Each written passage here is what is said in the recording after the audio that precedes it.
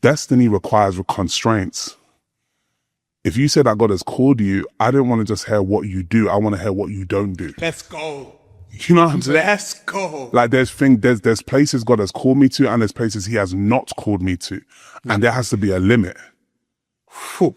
I love that. Tell me what you're not permitted to do. Tell me. And not just what you're not permitted to do that's bad. Come on. Tell me what you're not permitted to do that's actually good. Come on. That's holy. Like, you know, it's not a bad thing to start a church in Atlanta. It's not a bad thing to start a church in Dallas. It's not a bad thing to start a church in New York. But just because I can, and just because I have the finances, that doesn't mean that I'm supposed to, because the energy that I should be using to fulfill the will of God, I'm now overextending myself, which is the reason why 2 Corinthians 12 tells us that Paul was given a minister of Satan, that he will be buffeted and would not push himself beyond his measure. That word measure there is matron. It means sphere of influence. It means God-given territory.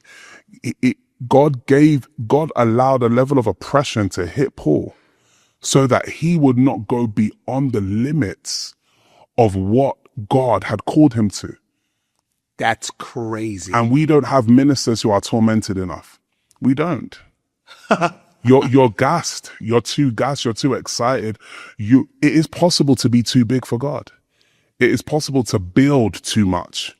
It is possible for you to expect. And that's why we got a whole lot of young people emerging that are not mentored and not developed, because the men who should be in certain territories pouring are running helter-skelter all over the place trying to build their industry, instead of really, really, really concentrating on who God had called them to.